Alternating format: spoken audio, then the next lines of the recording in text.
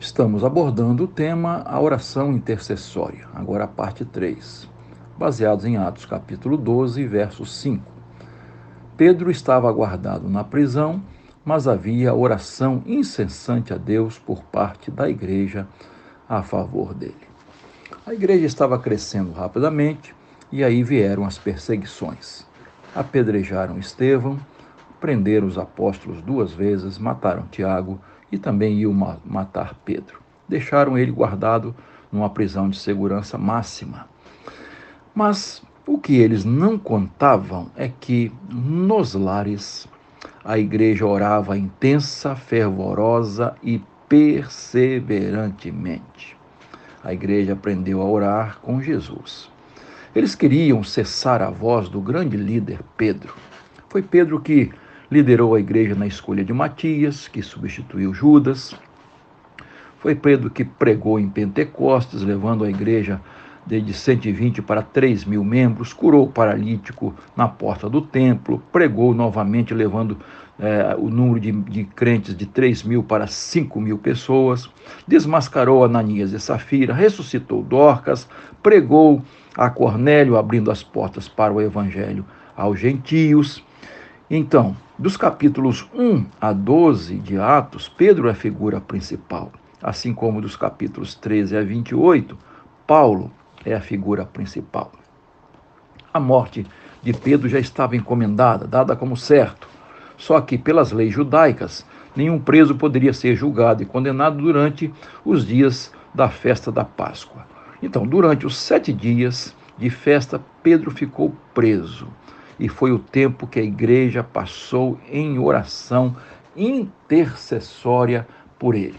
Vejamos o que produziu essa oração intercessória da igreja. Primeiro, a oração produziu descanso e paz. Verso 6 diz: na noite anterior ao dia em que Herodes ia apresentá-lo ao povo, Pedro dormia entre 2 soldados, preso com 2 correntes. Sentinelas junto à porta guardavam a prisão. Então, Pedro seria morto no dia seguinte. Por que não perdeu o sono? Por que não se desesperou? Por que não tentou subornar os guardas? Por incrível que possa parecer, Pedro dormia. Tirou as sandálias, a roupa externa e dormia como um bebê tranquilamente. Eu fico imaginando o que os guardas poderiam estar pensando sobre Pedro. Como esse indivíduo pode ficar tão tranquilo, ter um sono tão profundo, sabendo que amanhã vai morrer? Por que ele não está ansioso, preocupado e agitado? Vou te dizer o que eu acho. Primeiro, ele dormia tranquilo por causa da sua fé em Deus. Pedro confiava em Deus, confiava na providência de Deus. Deus já tinha libertado 2 vezes e, se quisesse, faria a 3ª vez. Ele dormia porque a sua vida estava nas mãos de Deus. Ele sabia que Deus estava no controle de tudo. O Salmo 37, 5 e 7 diz: entrega o teu caminho ao Senhor, confia nele e o mais ele fará. Fará sobressair a tua justiça como a luz e o teu juízo como o sol do meio-dia. Descansa no Senhor e espera nele. Foi isso que Pedro fez. É muito edificante observar o fato de que na prisão, Paulo e Silas cantavam e oravam, Atos 16. Enquanto Pedro aqui, ele dorme. Isso só tem uma explicação: fé. Fé. Mas, queridos,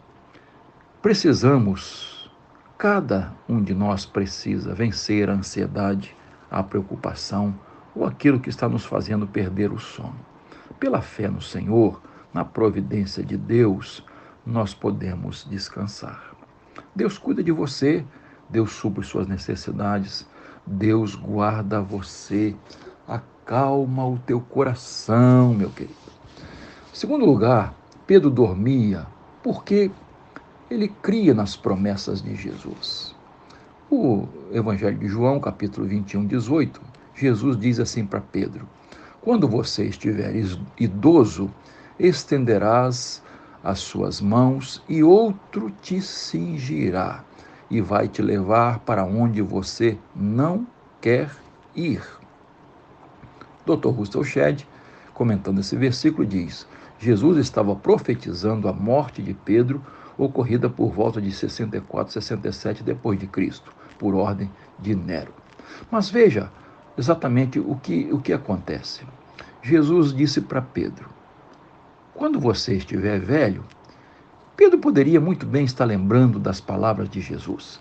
Ora, se Jesus disse que quando eu estiver velho, é porque eu não vou morrer agora. Eu não vou ser condenado, julgado e sentenciado agora. Eu vou viver para ver minha velhice. É bom nós crermos nas promessas de Jesus. É bom descansarmos na palavra de Deus.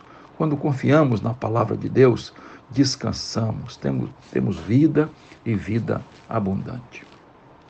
Em terceiro lugar, Pedro dormia porque sabia que a igreja intercedia por ele.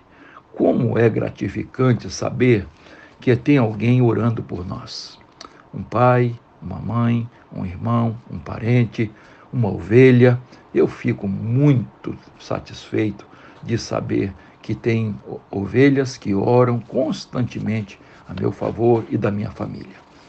Em quarto lugar, Pedro dormia porque tinha uma visão correta da morte. Na morte, nós somos promovidos para o céu. Por isso que Paulo diz em Romanos 14, 8, se vivemos, para o Senhor vivemos. Se morremos, para o Senhor morremos. Quer, pois, vivamos ou morramos, somos do Senhor. Isso é visão correta da morte. Eu sei que ninguém quer morrer agora, nem eu, nem queremos que os nossos parentes partam agora.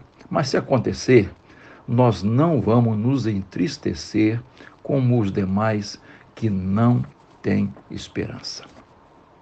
Vamos aprender com o apóstolo Pedro, descansar no Senhor, nas promessas de Deus. Vamos vencer a preocupação, a ansiedade, o medo.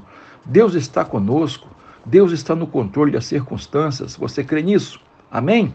Então vamos orar. Senhor, nos ajude a confiar em Ti e descansar nos Teus braços poderosos. Dê a cada um dos nossos queridos ouvintes a paz, o consolo, a calma para a alma neste dia e que possamos viver este dia pela fé, descansando nos Teus braços poderosos. Oramos em nome de Jesus. Amém.